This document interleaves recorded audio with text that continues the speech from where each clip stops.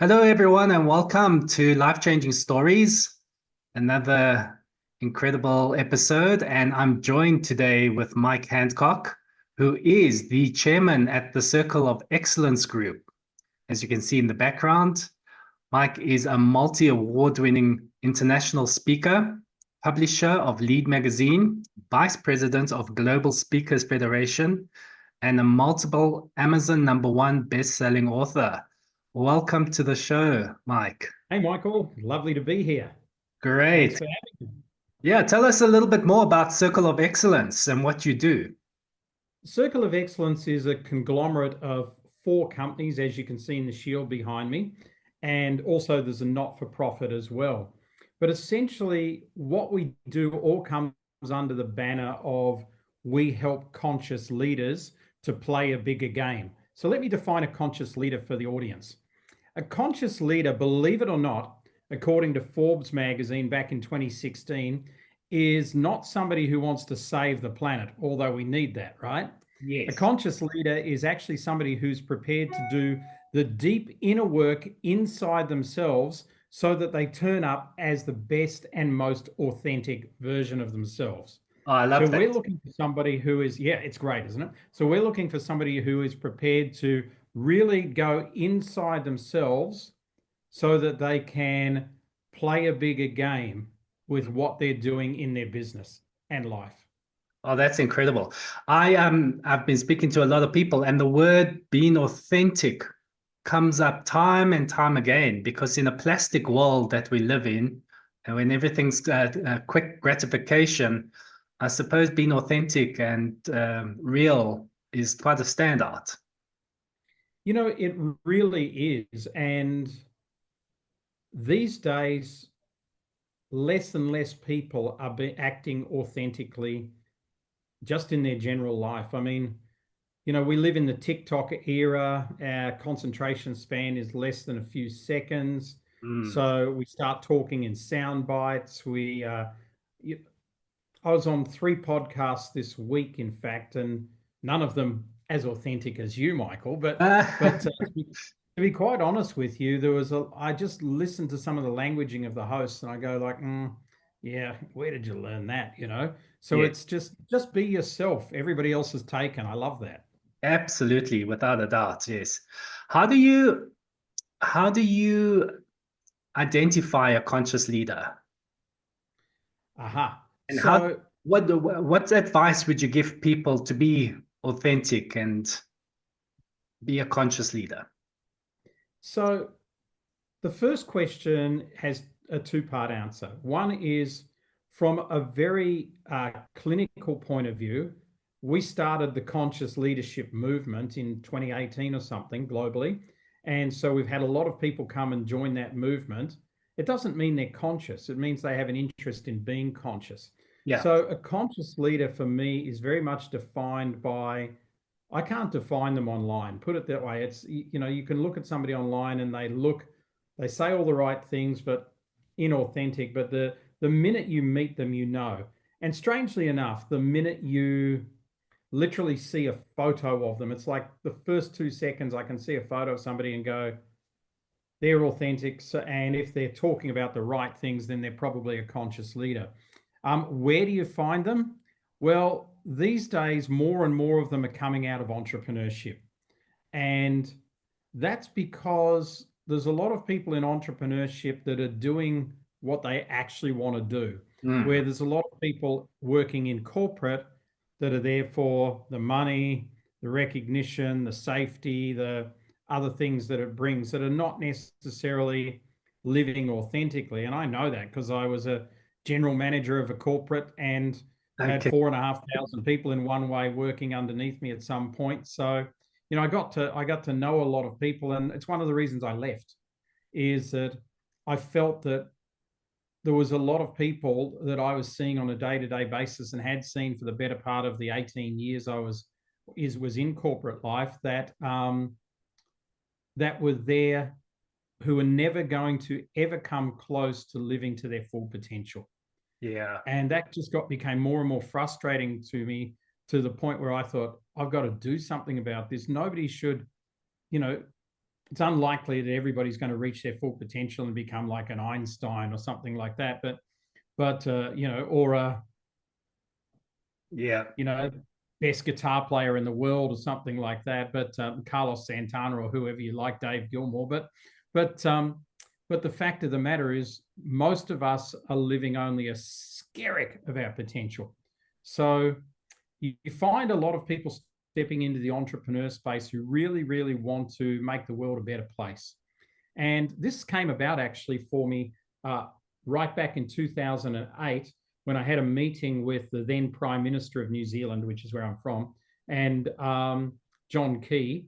And he said to me, he said, look, there's not going to be another Mandela. There's probably not going to be another Gandhi. Those days are gone.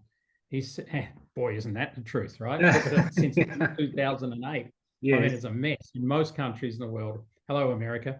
Yes. And then and then he said, and big business leaders, they're too hamstrung by stakeholders Mm, and what they've got to deliver. He said, so true lasting change on the planet is going to come from entrepreneurs. And the yeah. more conscious an entrepreneur can be, the better the planet's going to be in future. And that's actually one of the things that kickstarted the next level of my journey, was that conversation. Oh, that's incredible. It's quite a nice story. That I deal with a lot of people from the corporate and some corporates, and the red tape that and the glass ceiling to your potential is so real that they can't actually make that jump. They can't actually do it. And because of the security and the good salary, yeah, it's tough to take on a business and run a business by yourself. Yeah, So well, business is challenging. There's no doubt about it. But you know, I had a guy working for me who was a friend of mine in corporate. We became friends. We met through corporate, and then he left and started his own business. And I said to him, Alan, why are you leaving? He said, because this bunch of idiots pays me this, so I must be worth that to them. So I'm sure I can hit somewhere in the middle and do it myself. I thought, actually, that's a really simplified, good answer. yeah, yeah. But you know what? Lots of people. I know. As a coach, I deal with them all every day. They have this burning desire. They know they've got to do something. They know they're passionate about something. And what do you tell them to, it's scary. It's a big scary world out there, especially when it comes to business. There's that belief system that for the next 3 years you're going to make no money, and all of that type of stuff. What would you tell someone who really needs to reach their potential and just make that jump? Um, that's a great question, because I've got a funny answer for you. Before I do that, I want to let our listeners know, you know, there's some wonderful, wonderful people in corporations and leading corporates. Yes, So I don't want anybody to get the idea that I think, you know, corporates are full of people who aren't any good. It's not the case, yes. but they're definitely constricting, and they definitely set your mindset in all the things that you've just been saying: red tape, glass ceilings, worried about stepping out and doing something yourself, almost constricted by that. So Hmm. now I'll come to your answer. Um, Probably my first answer to that is, do you have something you would really like to do? And if they say yes, I say, okay.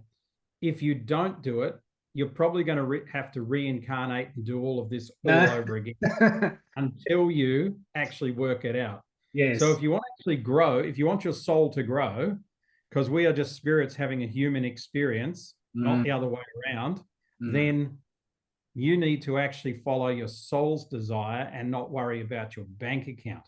Yeah, Then the second thing I might say to them is, do you really honestly believe that putting your future security in somebody else's hands, who you may not even know who they are in 18 months, is a safer bet than putting your security in your own hands? absolutely. Yeah. Because management teams, CEOs change all of the time, and people get out with the old, in with the new all the time. And then I think for some people, and look, this is me included. I mean, I didn't just go, oh, I want to be an entrepreneur, I'm going to resign today, right? It didn't happen. I had an 18-month process I went through. The first 9 months was me really thinking, oh, I should get out of this. I'm really not liking it, anymore. It's just like I'm just going through the motions. I'm becoming one of the people I don't want to become. It's all this talk in my head.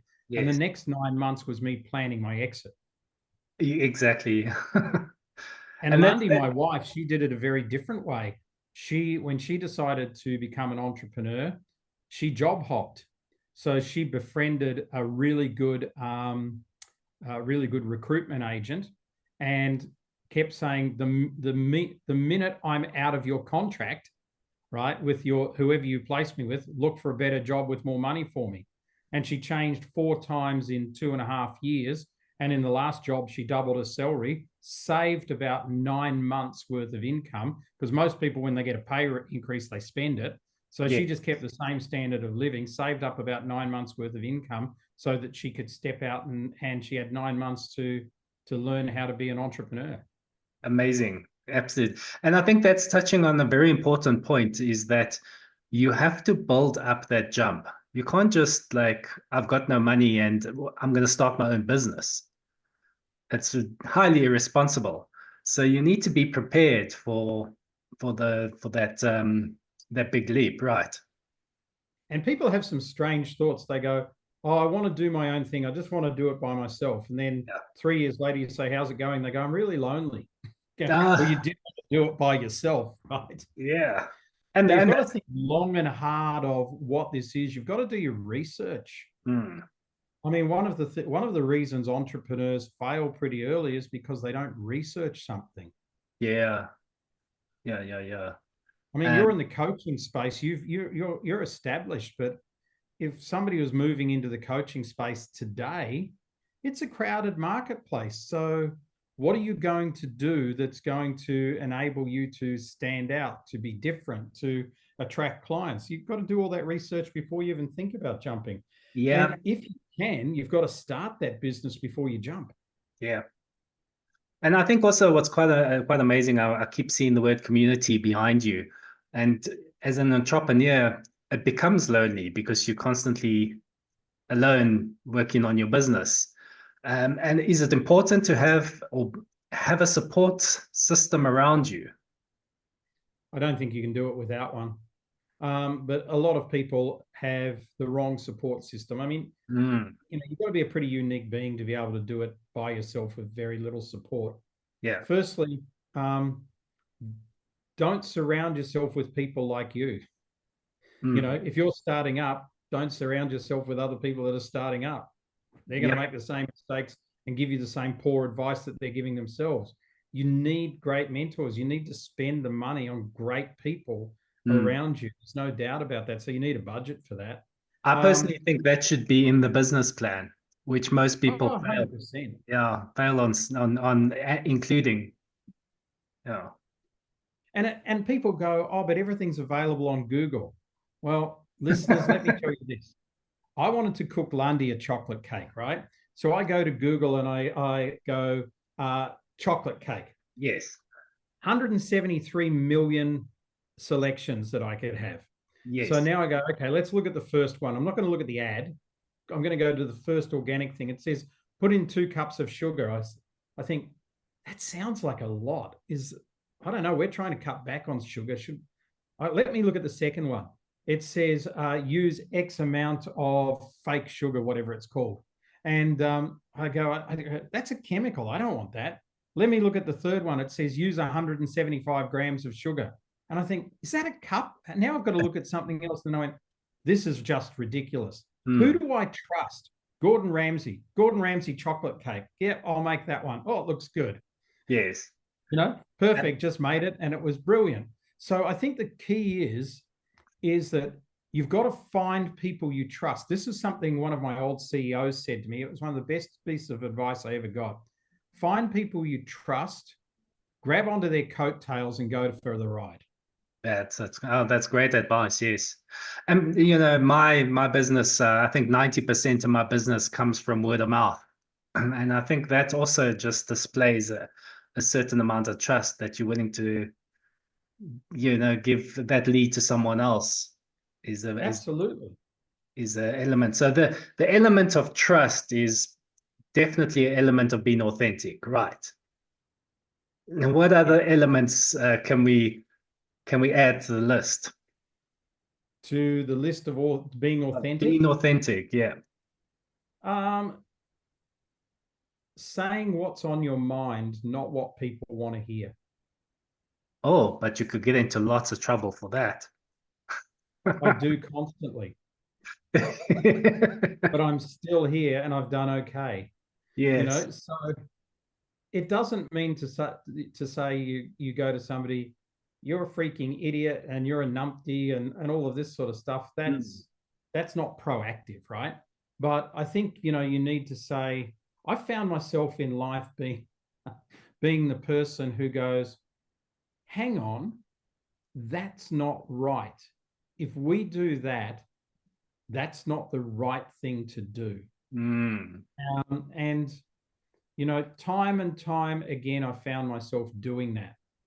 I remember I was in a group where we'd all invested in a in a resort in Indonesia, in Bali, and the main guy, we got to a point. I know people were unhappy with what was going on there, and none of them had spoken to him because they didn't want to upset him. Oh, So I just went, what's happening's not right. And he said to me, well, I'm doing this and this and this. I said, but what you're doing is what you want to do. There's 10 of us in this, or no, 6 of us in this. It mm, involves everybody. We've all got equal shareholdings.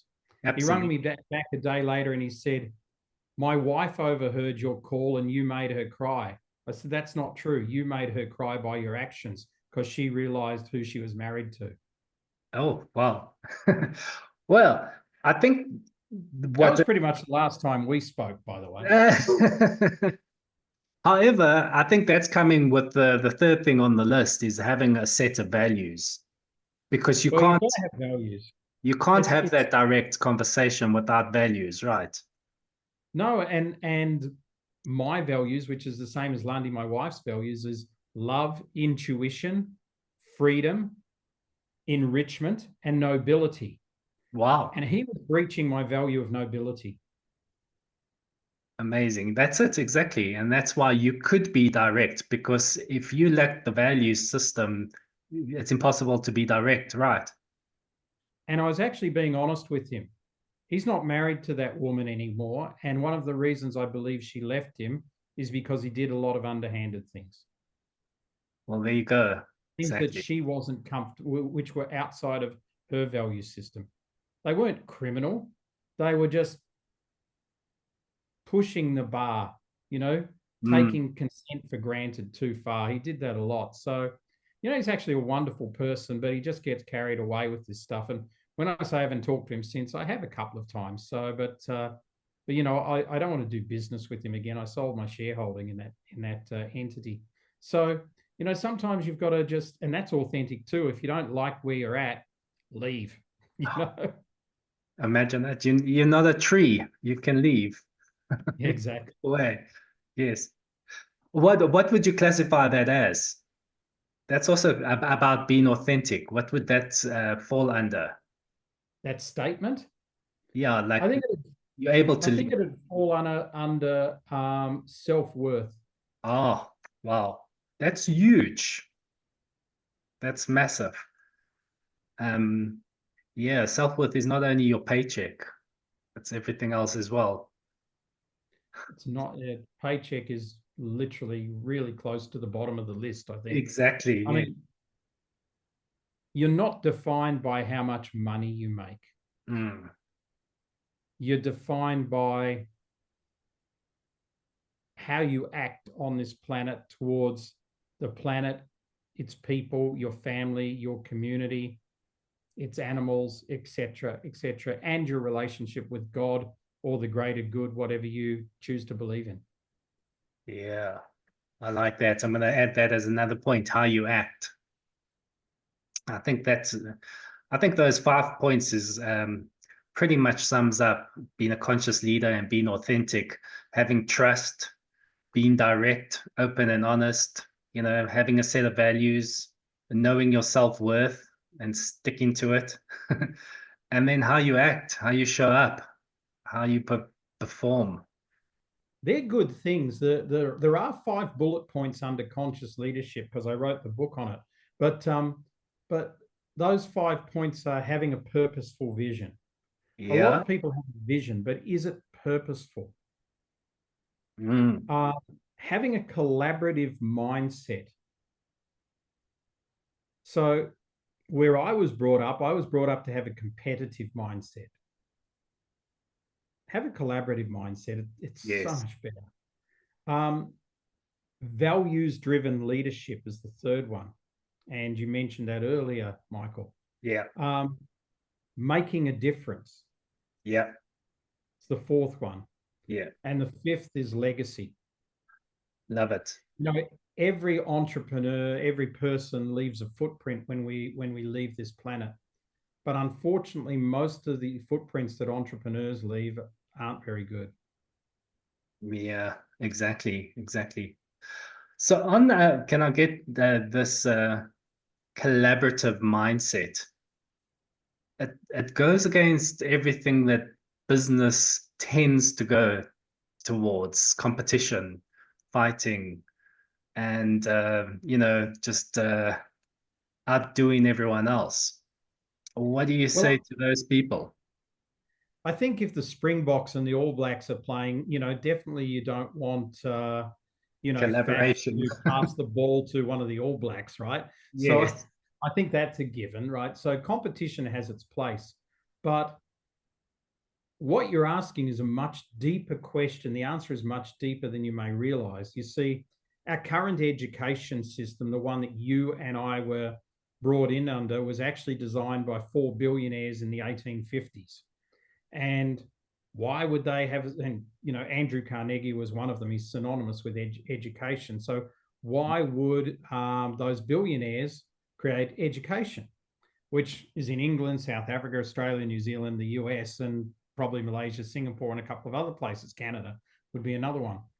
To keep people uncompetitive and working for them, not trying to best them, if you like. But one of those values that is instilled in our education is to really compete. Some people say business is ruthless, and the way we watch movies, all of us, where somebody's ruthless in business, and politics is ruthless. Like we're seeing that in America at the moment, right? It's ruthless, whether you're a Democrat or a Republican, both sides are just ruthless. Yet, if we could just sit down and collaborate, imagine if the Democrats and the Republicans could come together and collaborate for the better good of the American people. Would their economy increase? Yes. Would healthcare be less expensive? Yes. Yeah. I mean, a friend of mine died a couple of weeks ago, but her husband was telling me she had a heart operation last year. They're from Florida, $186,000. Wow. Wow.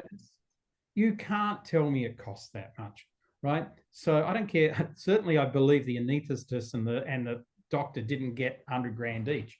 Yes. So where's it going? So it's this sort of thing that when you look at it from I'm giving a political perspective, but when you look at it from a business perspective, and I'll give you a very old example of mine, is that I used to own a property investment company when I first stepped out of corporate into entrepreneurship. And I found out that my major competitor, I was based in Auckland, my major competitor was based in Christchurch. And I found out he was bad mouthing me, like really bad mouthing me. So I thought, how am I going to deal with this? So I got on a plane and I flew down, like I'd never even met the guy. So I flew down to Christchurch. I walked into his office and I went, "Hi, I'm Mike Hancock. You've been saying some pretty bad stuff about me. Let's go for a coffee and sort it out." And the look on his face was just pure shock. And so we went for a coffee. Now, during that coffee, he apologized. but B, we realized that I was marketing New Zealand-based properties to New Zealanders. He was marketing New Zealand-based properties to Australians. Oh, We he weren't was even in stepping on your competition. toes. In fact, when we decided to collaborate, both of our businesses grew by about 20%. Aha, there we go. Yep. So what I said is, if anybody's in the South Island, I'm going to send them to you. If anybody's in the North Island, you send them to me. Hello. And if anybody's interested in Australia, I'll give them to you because you're dealing in Australia. And Simple. vice versa. It works Yeah, it's wonders. just so Yeah. simple. So because we have these preconceived ideas all the time of what somebody else is doing, Mm. I'm blown away. You know that we have Circle of Excellence members. I'm blown away by how collaborative those members are. I mean, one of our members, Stuart, he's from Malaysia, but last year he launched a fashion label. Every single person that helped him with that launch came from the Circle of Excellence from around the world. Oh, The wow. video, the video crew flew in from New Zealand. The travel people that got the venue are from South Africa. The list goes on and on and on. Why can't we live in a world like that? I think that's the idea. That's the idea. But to get there, I think people need to grow. They need to develop. They need to invest in their time. I think this is why I started a channel and a website like this, is so that people can get the growth they need, that they can join a circle of excellence and grow. Don't you think that's important? I mean, if we want authentic people, they need to be taught sometimes how to be authentic. Yeah, or it's about where you hang out too. I mean, it says here your trusted worldwide community, but realistically, I don't know how we've done it. We didn't set out to create a really trusted community. That wasn't our idea. It was a byproduct of what we were doing, and still a byproduct of what we do. But I think most people end up in spaces where there's not a lot of trust. Mm, So, you know, find your crowd. It mm. doesn't matter whether it's at BNI. It doesn't matter if it's at your local golf club. It doesn't matter, but find your crowd. And once you've got your crowd, it could be international. I'm vice president of the Global Speakers Federation. That's speakers globally are my crowd. I understand them. I know thousands of them. So once you find that, then you can become collaborative. I've been, you'd think I'm a speaker, somebody else is a speaker, we're going to be competitive. We back in 2008 2007 we started this, a long time ago. But I went and found 4 other speakers who didn't quite do what I did, and we put together a brand which we called the Tight Five, which is like the people who pack down in the scrum at the front of a rugby game. And we called it New Zealand's Best Business Speakers. That hacked a few other people off, but we ran with it. And we used to run a business breakfast once a quarter where we'd all invite all of our clients. Now, of course, Wow. not all stood up, but we were averaging more than 200 people at breakfast. Our biggest one was 360 people at breakfast. We'd just get up there and do our 15-minute TED Talk version of our keynote. And we just had a form on the table that said to people, which speaker do you want more information from? Every single one of us got work every time. And it's a lot better than trying to get 20, 30 people to your personal event. Yeah, because it takes on another shape of its own. So doing things collaboratively are wonderful. I mean, when I used to own the building company, I mean, we had show homes. So we were constantly collaborating with kitchen designers and the interior designers and finishers and things like that, all sorts of things, swimming pools, landscapers. So, we weren't only advertising what we were doing, it was a show home so that they could bring their clients and add, if they wanted to show clients a kitchen that they'd installed, come and show them ours, Yes, yes, right? yes. So that worked for everybody. Collaboration, definitely. And I think to also clarify that when choosing to hang out with the right people, that they've actually got the right mindset, that it's Absolutely. not just nice people that you hang out with. Absolutely. Yeah. And you've got to be able, they've got to be able to add value to you, and you add value to them too. Yes. Yes. And this is not your friendship list or whatever. This is just something that you want to have value from. Doesn't Absolutely. mean doesn't mean you have to exclude all your friends because they're not worthy of you now. No, exactly. I mean, Lundy and I are members of a private club here in Cape Town, and we're currently doing a joint venture with the club itself. Wow, well done. Excellent. So, you know, all sorts of things happen. Not only do we meet good people there, and they're nice people, but and we don't go there that often. But I mean, sometimes things just open up. But one of the things that won't happen for anybody who's in business is you won't really advance your business sitting in one of your bedrooms looking at a white wall all day, wondering how am I going to advance this business? Oh no, Get out there and do something. but the TV helps, doesn't it? Yeah, well, you've got it in the corner there, Michael. So that's good. Yes, yes, yes. Well, that was part of it. It's get up, show up, and be productive somehow. It doesn't Yeah, all my happen saying by is itself. show up, step up, give back. Love it, love it, love it. Well, it's been great chatting with you. As you can hear, I'm very passionate about talking about being authentic, conscious leadership. It's such a needed um, aspect of our growth as the human race moving forward. We need good, solid foundation of values and that self-worth and trust in each other. So it's been great. You've been an inspiration. Thank So you. thank you for being on the show, everybody. Mike's details and the Circle of Excellence will be in the description below. You can contact him, check out the website, which is circleofexcellence.biz, B-I-Z. BIZ. And for the entrepreneurs there, they can do an assessment on the homepage, which will help them greatly to understand where they're at. Oh, that's incredible. Yes. And yeah, it's been great chatting with you. We'll see you next time on the channel. Check out our courses on lifechangingcourses.co.za. Thank you again, Mike, for joining us. Thanks, Michael. Bye. Okay. Goodbye, everyone.